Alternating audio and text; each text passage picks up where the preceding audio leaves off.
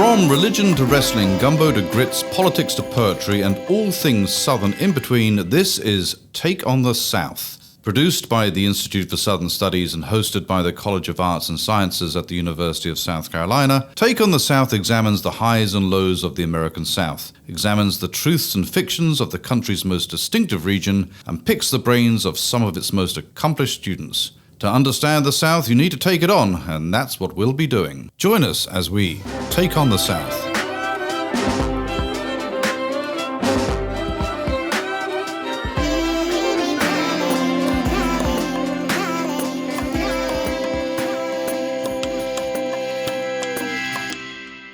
Welcome, listeners and viewers, to Take on the South, the podcast of the University of South Carolina's Institute for Southern Studies. So I'm one of the hosts, Emily Allen, and I'm excited to chat with you about one of my guests today about history and culture of the South. So our guest, as you see with us today, is Dr. Deidra Suwanee Dees. A little bit more about our guest, Dr. Dees. She is of Mvskoke and Scottish descent. Dr. Deidra Suwanee Dees descends from the Wing clan following Mvskoke stompdance tradition, and she was announced by Kinsman Quarterly as a winner of the 2023 Native Voices Award. And she is also an accomplished author. She has written Vision Lines, Native American Decolonizing Literature. She is also a graduate of Cornell and Harvard and works at the Poarch Creek Indians, teaches Native American Studies at the University of South Alabama. And she has another book of literature coming out, Indian Ice, this coming fall 2024. So welcome, Dr. Dees. Mado, thank you in Mvskoke language. Mado, pleasure to be here. Yeah, and I'm excited to talk about all the different things that you do. Multi-talented woman, obviously. So can you tell our listeners a little bit more about yourself and what you do? Well, thank you for the opportunity. I appreciate being able to speak. I really enjoy working at the Poarch Creek Indians, and I've been there for almost 14 years. I've been working in the archives. I work with regulatory, and we preserve records. We document. We record oral history, and we've produced several books, the Voice of Vision book and Singy the Cow, the children's book by Roberta McGee Sells. And I really enjoy that, but I also have a second job, as you said, at the University of South Alabama. I enjoy teaching Native American Studies, and I've been doing that for more than 10 years. I team teach with team teach with several, and I have really enjoyed team teaching with Dr. Philip Carr in the anthropology department. It's a pleasure to be here at the University of South Carolina. Yeah, it's been great to have you here, and I know the students in our conversation today learned a lot, as well as some of my colleagues. So, in the discussion earlier today, and as you're alluding to here, you cover a lot of different areas: writing, archival work, dance, higher education teaching. So we'll talk about these different areas, but maybe we can start with discussions of your writing. Especially your new book that's coming out, Indian Ice. So can you tell us a little bit what that body of literature is going to be about, and what are some of the key ideas and themes that you feel like come out through your book? Yes, I put that book together spanning a 30-year process of my writing. So I selected poetry. It's a book of poetry about decolonization. And I focus in the book on poems that I wrote many years ago, and then poems that I wrote just this year. So it spans that 30-year period of my writing, starting as a young person, and I really enjoy developing those themes of colonization, and because I have decolonization, and because I have so many of those poems that address that, I thought it would make an appropriate book to put it together. I marketed that, and I was thankful to be accepted by Get Fresh Books publication in New Jersey, wonderful publisher that produces a lot of work by people of color and the underrepresented, and I'm always in support of the underrepresented. I feel the underrepresented needs to be represented, and so I'm delighted to be able to offer that book as decolonizing literature. And it was a pleasure to write it, and it was a pleasure to go in and pick what would I put in it over 10 years, 20 years, 30 years. So it's an eclectic collection, but I think a collection that is really helpful in the time that we live in, when so many of these topics that we're discussing 30 years ago, we're still discussing today about decolonization. Yeah, absolutely. And, I think that's very timely work for sure. So I'm looking forward to reading it, and hopefully some of our listeners and viewers will check it out as well. I was actually going to ask you as well, in terms of kind of your lineage as a writer, are there other Native authors that you look up to that you feel like have helped you with your writing? Yes, I really enjoy reading Joy Harjo, who's America's the last poet laureate, and so she is from Mvskoke Nation in Oklahoma, and someone that I have danced together with some years ago. We danced together at Hotvlkvlke in present-day Oklahoma. She has a different grounds that she dances at now, and she's someone that I respected back then. Probably have all of her books, and I have really enjoyed her writing. She's a wonderful writer, and yes, a very big inspiration to me. And I'm so thankful that she was selected as the Poet Laureate of the United States. A great platform for her work to be seen by many that maybe didn't know about her before. And I think by her being in that position as a Mvskoke woman, she also uplifts other Indigenous women and other Indigenous people by having that position. Yeah, so it's really great to hear about this lineage, like between your own 30 years of writing that you're bringing to this book, and how you're looking to other individuals like that that pass this on. And like you said, I think it's a really great level of representation, anything from Poet Laureate to your book that you're releasing. So it's really cool to hear about this kind of literary representation. And like you said, I think it's important to bring those voices definitely to the forefront. As you're doing, like even by coming to USC to join us. And of course, I know another part of your work where you are also preserving voices and elevating those voices is through your work as an archivist, right? So maybe we can talk a little bit about that. So can you, through your work as the archivist, what are some of your philosophies as an archivist, and what kind of tasks do you feel like you're taking on right now as in that role, I guess? Well, I have enjoyed so much doing the work, and archival preservation involves many areas, from paper records to digital records, all different analog types of records that are recording or video, as well as documenting oral history, collecting that data as we see that needs to be documented by the elders in our community. I recently documented our former tribal chairman, Buford L. Rowland. He was unable to join us at our 40-year Federal Recognition Anniversary Conference a couple of weeks ago.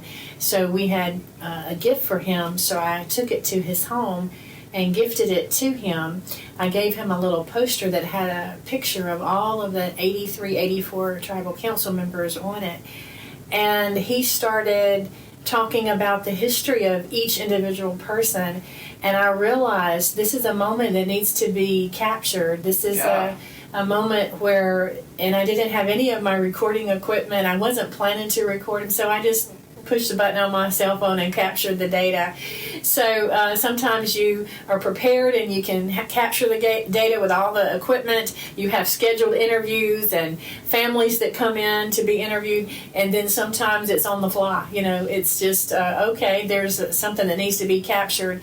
So I captured it, and it was about a 30-minute interview with him, kind of walking down memory lane, talking about each individual tribal council member that he served with on 1983 and 1984, so 40 years ago. So while he wasn't able to come to the conference, he actually gave us some excellent data that he would have shared had he been able to come to the conference. So that's an example of a project that I'm working on. So I talked with my supervisor, Mr. Russell Martin, about this fabulous interview that I captured, and unexpectedly. And so I talked with him about how to develop that into an article for Creek Corner magazine. This is an article that the Poarch Creek Indians produces monthly to share news with the tribal community, but it goes beyond. We have it online, and so anyone who would like to read it has access to it, so it's not restricted to tribal members only. And oftentimes there's pertinent information for all. So I'm working on an article right now. My deadline is November the 1st, so it's right around the corner. So I am working on that article now, pulling data from the conference, from the wonderful interview that I collected from Buford Rowland, not transcribed yet, but I'm pulling quotations from it, and then also some wonderful images that were taken at the conference by one of our young photographers, Mr. Ethan Bowen, who captured some really great photographic images. And so I'm looking at pulling some of that data. I'm working on pulling that data as well for the article.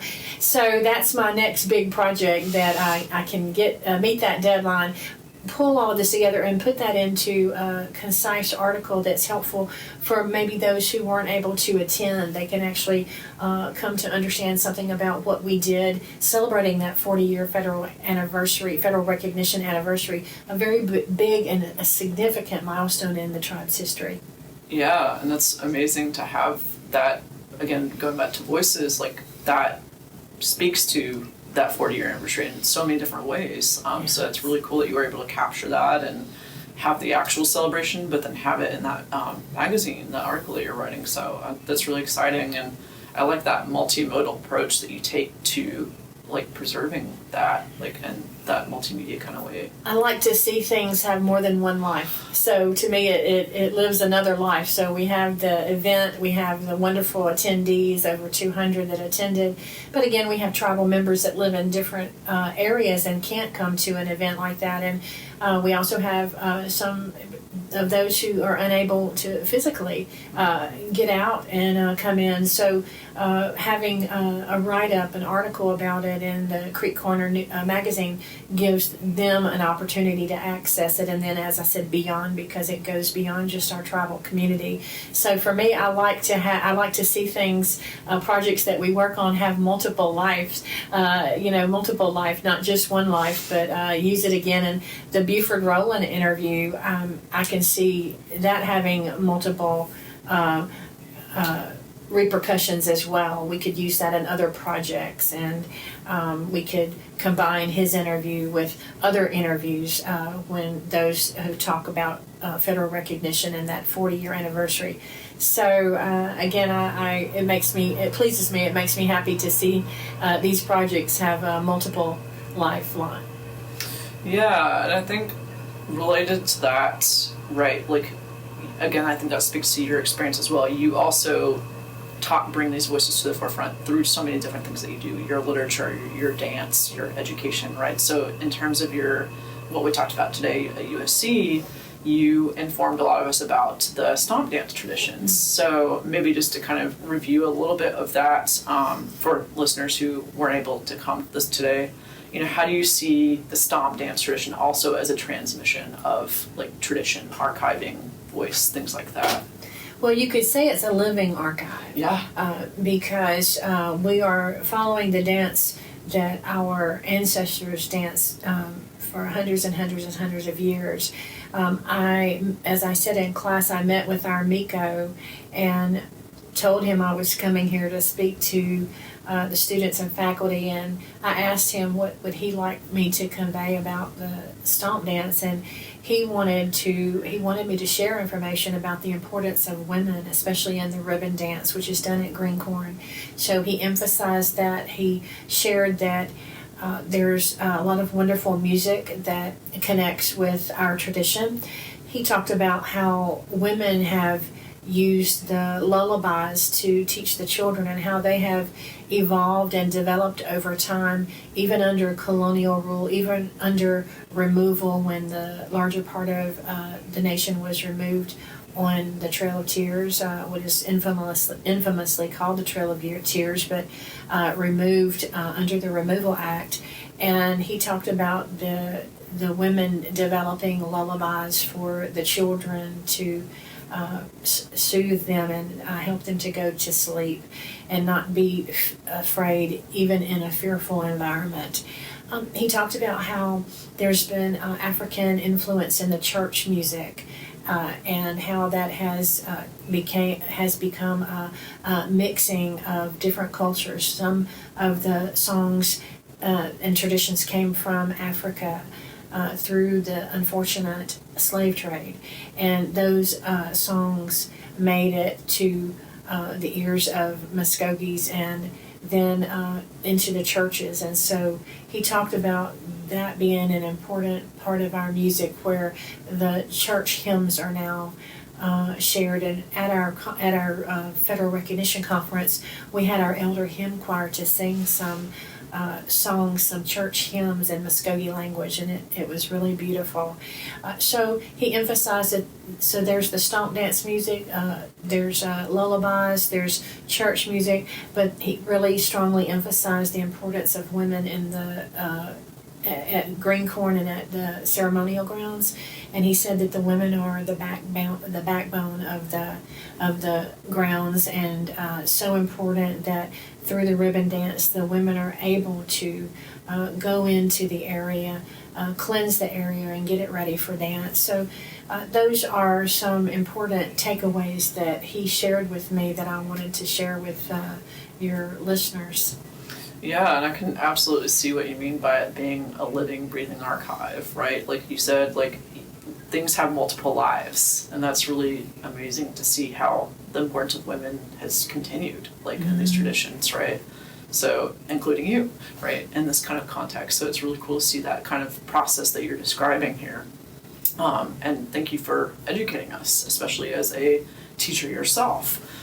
So that's kind of in terms of your many talents. The next one I would like to discuss. Just to recap for listeners, Dr. Dees teaches Native American Studies courses at the University of South Alabama. So in that context, or maybe in any kind of educational context, what do you feel like are some of your teaching philosophies? And in that vein, do you have any insight for folks who teach Native American history, for instance, at the college level? Well, I really enjoy teaching Native American Studies. I wanted to see that at the University of South Alabama when I was a student, and I wanted to take courses, and I couldn't find any. They didn't have any. And so President Whidden at the time, I was in the Student Government Association. I was a head of the Minority Affairs Committee. I was a senator. So that put us in touch with the president, President Whidden. And in my conversation with him, as he came to meet with us about issues that students are interested in, one of the issues was, I think you should have a Native American Studies program here. There's no program in the state of Alabama where you can go and get a degree or a minor at that time, and so and there are no courses that I can take, and so I felt like it was important.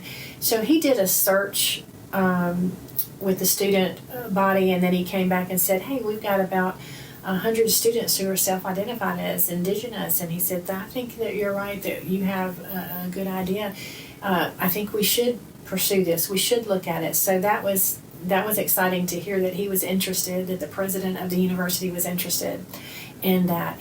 And so as I was graduating from the University of South Alabama, and I walked across the stage to get my diploma from Dr. Whidden, he leaned in and whispered in my ear. He said, I haven't forgotten about the Native American Studies program that we talked about. He said, you go out, get your degrees, come back, and we'll make it happen. So that was really exciting for me as a student walking across the stage, not just getting my diploma, but I have a special message in my ear from the president. So I took that to heart, and so I went to Cornell and then Harvard and studied Native American Studies. And unfortunately, President Whidden passed away during that time, so I didn't have that avenue with him when I returned to the area after getting my degrees. But our tribal council was open to that, and so I talked with the new leadership at the University of South Alabama. They were open to a Native Studies program. Dr. Philip Card, Dean Mvskoke. So I talked with them, I talked with our tribal council, met with our tribal council, explained the importance of us, the tribe sponsoring a Native American Studies program in the state of Alabama, and fortunately they sponsored that in 2014, so it came into being. So what I had longed to see as a student actually came into being while I was employed at the Poarch Creek Indians. So that goes to show you the commitment that our council has. Our tribal council has a high level of commitment to education. It's amazing when you look at the history of the tribe and see that level of commitment. Our tribe gives funding to many different organizations that are educational institutions, and some of those organizations don't have any Creeks in them. They're non-native. That tells you the level of commitment that they have to education. So I am very thankful to work under a tribal council like that.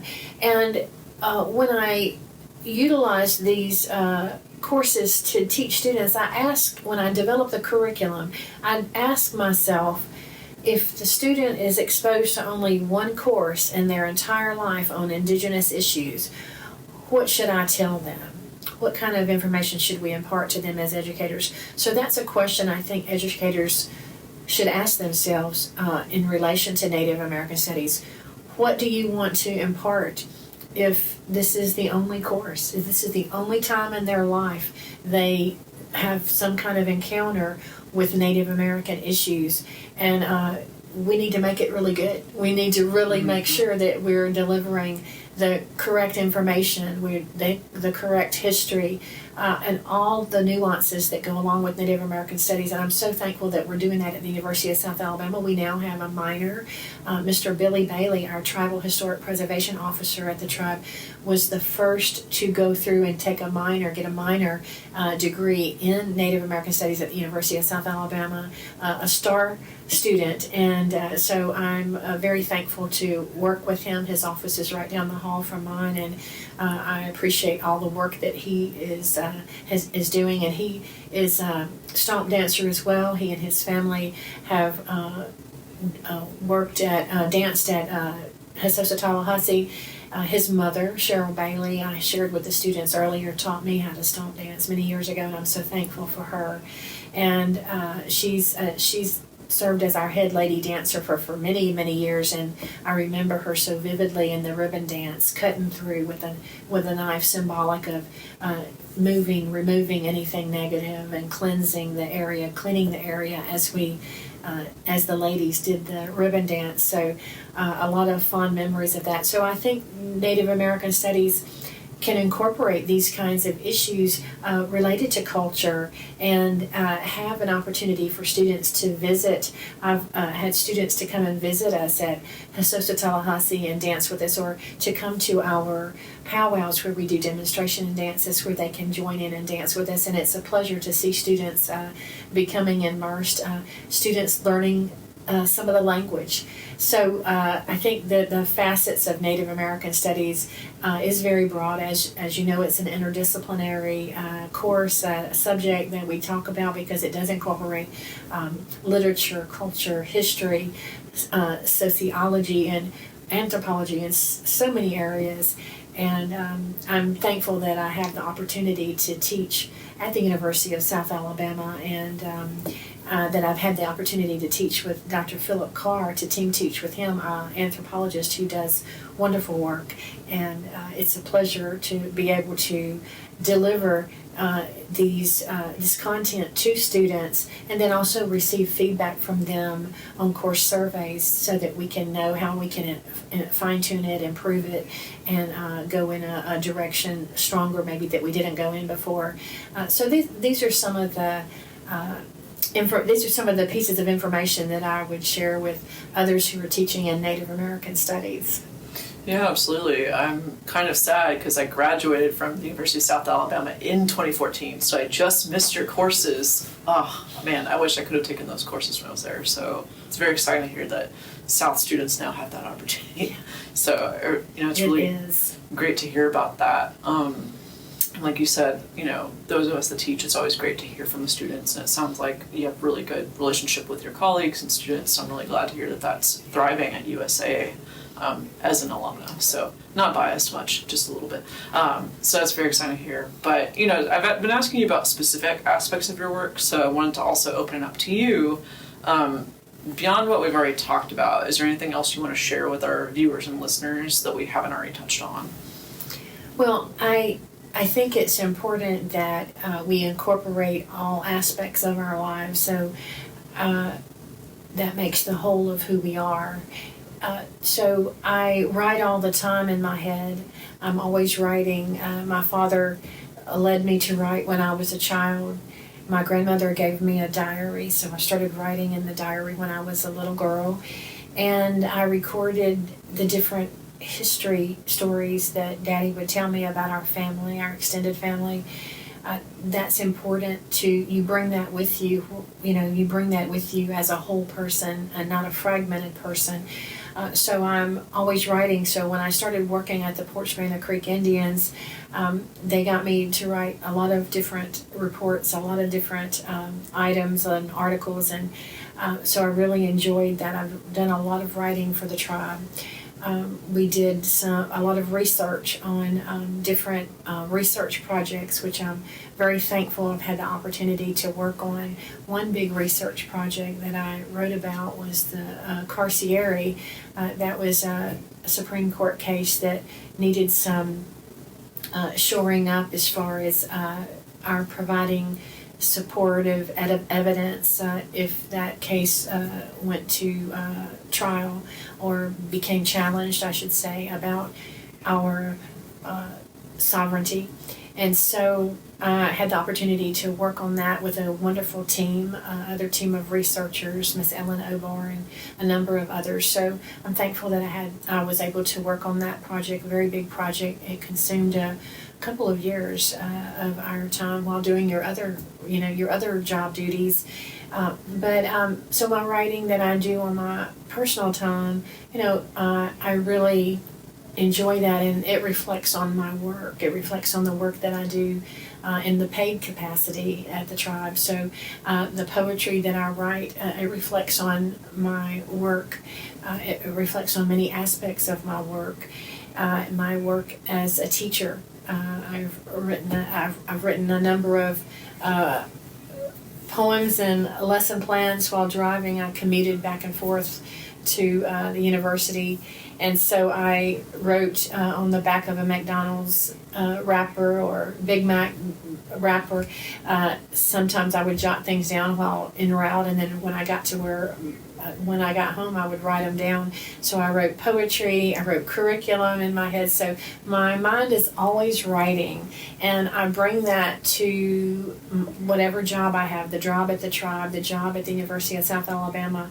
So I'm so thankful to be able to incorporate that writing into my work and also have it in my personal life. And I'm so thankful for Daddy, who told me those stories and instilled in me the importance of, he didn't say, write this down, you need to record this. He just said this, he told the story, it was so important. And I saw it was so important, then I started writing it down. And I'm thankful that my grandmother gave me a diary that I was able to record stories in narrative as well as in poetic terms. So those records, I have all of those records, all of those diaries at home, and I have been able to go back to those and pull data when I need to, and pull stories when I need to, pull poetry for the book that I talked about earlier from those journals. So it's all-encompassing. A person, when they come to the job, it's all-encompassing of who they are, the dance, the writing, the education, the expertise that they have, the experience they have in a certain area. And I'm thankful that I can bring it all together at the Poarch Creek Indians and serve the tribal members, which is why we have our jobs, to serve tribal members. Yeah, I love that, because you have such a wealth of rich experience in all these ways, and I love that you use those amazing skills to serve your community in that way. And it's really great to hear about the collaboration you do and the partnerships that you have all across all these different facets of that way, right? Like, we're so elevated by the people around us, I think, in wonderful ways, and it's great when you feel like you can pay it back to them as well. So I appreciate you sharing that with our listeners, and thank you so much for joining us on the podcast today.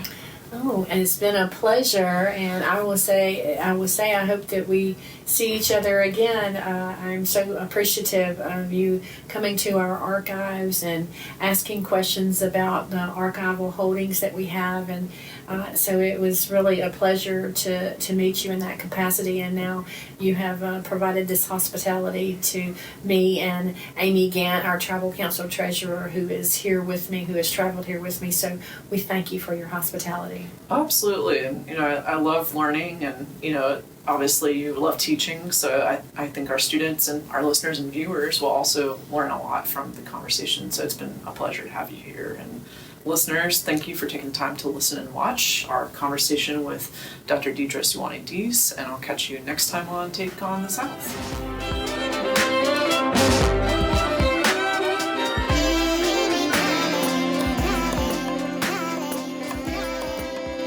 That was our Take on the South. Let us know yours. Find us on Facebook, Twitter, and Instagram at U of SC South. Take on the South is produced by Matt Simmons of the Institute for Southern Studies. Special thanks to Professor Dave Garner of the University of South Carolina School of Music for composing our music. Tune in next time for another Take on the South.